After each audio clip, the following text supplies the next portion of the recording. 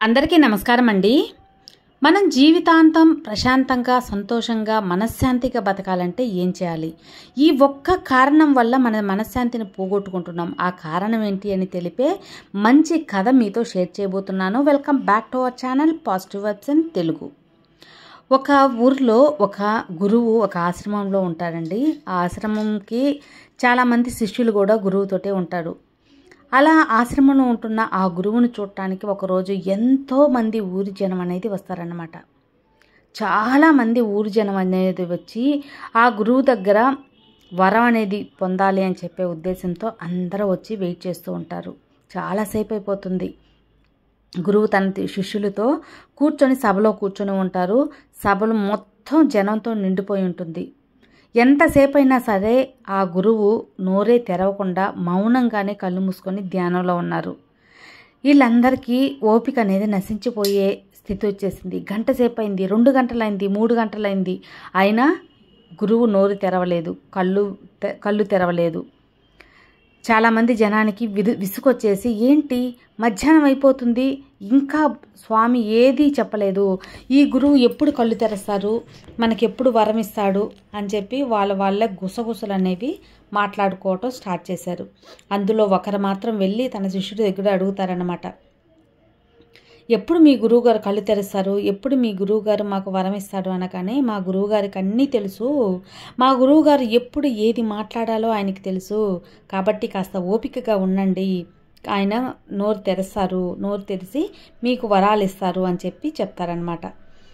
సరే, ఆ శిష్యుడు మాట అనేది నమ్మకుండా ఆ వ్యక్తి ఊరి జనాలకు చెప్తాడు, ఈ గురువు కళ్ళు తెరిచేటట్లేడు, మనకు వరం ఇచ్చేటట్లేడు, పాండి వృధాగా ఉదయం నుంచి ఇక్కడే కూర్చొని మన సమయం అంతా వేస్ట్ చేసుకున్నాం, వెళ్ళి ఎవరి పనిలో చూసుకుందాం పదండి అని చెప్పి అతను చెప్పగానే అందులో చాలామంది వరకు ఇంటికి అనేది వెళ్ళిపోతారనమాట. అలా సమయం పెరిగే కొద్దికి జనం అనేది తగ్గిపోతూ ఉంటారు. ఆఖరికి 5 మంది మాత్రమే మిగులుతారు. ఆ సభలో 5 మంది మాత్రమే మిగుతారు. అప్పుడు ఆ గురువుగారు కళ్ళు తెరిచి చూస్తారనమాట.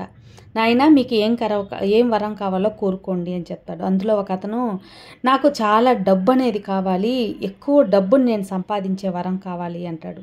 అలాగే తదాస్తు అంటాడు. ఇంకొక అతను ఏంటి అంటే, నేను చేసే వ్యాపారం మంచిగా రావాలి అని చెప్పి కోరుతారనమాట. ఇంకొక అతను, నా ఆరోగ్యం అంతా బాగుండాలి, నాకు అన్నీ ఉన్నాయి కానీ ఆరోగ్యం లేదు, కాబట్టి నేను ఆరోగ్యంగా ఉండేలా చూడు స్వామి అని చెప్తాడు.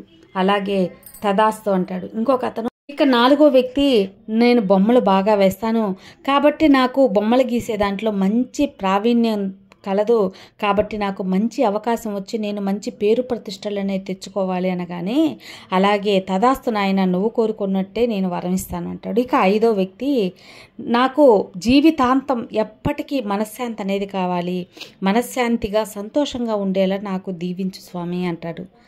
అదేంటి నాయన, నేను ఏదైనా వరం అయితే ఇవ్వగలను కానీ మనశ్శాంతి ఎలా ఇవ్వగలను, అది నీలో ఉంటుంది, ఇది దేవుడు మాత్రమే ఇవ్వగలరు, కాబట్టి అది నేను ఇవ్వలేను. ఏదైనా ధనమా లేకపోతే ఒక కోరిక ఇలాంటివి అడిగితే నేను తీరుస్తాను, కానీ మనశ్శాంతి అనేది నేను ఎలా తీర్చగలను, అది నా వల్ల కాదు అంటాడు. అప్పుడు ఎలా స్వామి అంటే, నేను తపస్సు చేసి ఆ శక్తితో దేవుణ్ణి నేను నీతో మాట్లాడించగలను, కాబట్టి నేను ధ్యాన దృష్టికి వెళ్తాను, నువ్వు కాసేపు ఎదురు చూడు, నిన్ను స్వామితోనే మాట్లాడిస్తాను, దైవమే నీకు అనుగ్రహం అనేది ఇస్తుంది, ఆయన ఇస్తే నువ్వు తీసుకో స్వామి అంటాడు.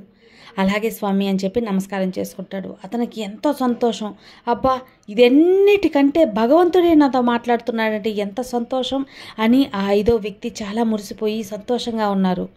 ఈ మిగతా 4 అబ్బా మనం ఎందుకు కోరలేదు ఇలాంటిది, అతనికి మాత్రం నేరుగా దేవుడే వరం ఇస్తాడా, దేవుడితో మాట్లాడతాడా, అప్పుడు ఇంకా మనకి మించి ఏం కోరికలు కోరుతారో, దేవుడు ఏదిస్తే అది ఓకే అయిపోతుంది కదా, అలాంటప్పుడు ఏమిస్తాడు అని వీళ్ళల్లో ఒకరికొకటికి అసూయ అనేది మొదలైందన్నమాట. సరే, మొత్తానికి భగవంతునితో మాట్లాడి అతను ఏం వరం తీసుకుంటాడో చూడాలి అని అసూయతో వాళ్ళందరూ ఎదురు చూస్తూ అక్కడే ఉన్నారు. చాలాసేపు అయింది, కానీ ఇంకా ధ్యానంలోనే ఉన్నాడు స్వామి. ఇతను మాత్రం మనసులో ఆనందంతో నేను దేవుడితో మాట్లాడగలుగుతున్నాను, దేవుడే నాకు స్వయంగా వరం ఇవ్వబోతున్నాడంటే ఇది ఎంత అదృష్టం. వీటన్నిటికంటే పేరు ప్రఖ్యాతలు, డబ్బు ఇలాంటివన్నిటికంటే భగవంతుని దర్శనం చూడటం, భగవంతుని వరం పొందడం అంటే చిన్న విషయమా?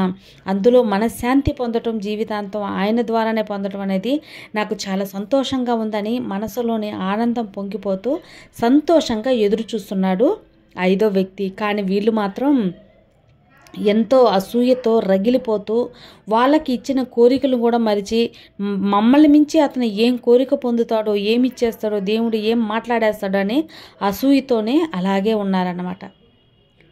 అప్పుడు అందులో ఉన్న ఒక శిష్యుడు వచ్చి, మీకెందుకు అసూయ, మీకు మంచి వరమే ఇచ్చారు కదా, మీ వరం తీసుకొని తృప్తిగా ఇంటికి వెళ్లకుండా ఈ అసూయతో మీ మనసులు ఎందుకు ఇంత రగిలిపోతున్నాయి? ఇది దేవునికి అస్సలు ఇష్టం ఉండదు, ఇలా ఉండకూడదు. ఈ అసూయతో అనేది మనసులో ఉంటే తప్పకుండా మీరు మనశ్శాంతిగా ఉండలేరు, ఎన్ని ఉన్నా మనశ్శాంతిగా ఉండలేరు. కాబట్టి ఆ అసూయని తీసేసేయండి.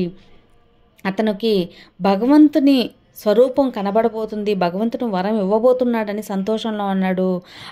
అంతకు మించిన మనశ్శాంతి ఇంకేం కావాలి, అంతకు మించిన సంతోషం ఇంకేం కావాలి అని చెప్పి శిష్యుడు చెప్తాడు. శిష్యుడు మాటలు విని ఆ నలుగురు తలదించుకొని ఇంటికి వెళ్ళిపోతాడు. ఇది ఆ నలుగురికే కాదండి, మనందరికి కూడా ఎప్పుడైతే మన మనసులో అసూయ అనేది మొదలవుతుందో ఆ అసూయని తీయగలుగుతామో మన మనశ్శాంతిగా మనం ప్రశాంతంగా ఉండగలుగుతాం, ఆనందంగా కూడా ఉండగలుగుతాం. అదేవిధంగా మనం జీవితాంతం మనశ్శాంతిగా ఉండాలి, ఆనందంగా ఉండాలి అని కావాలంటే ఒకే ఒక మార్గం భగవత్ స్మరణ.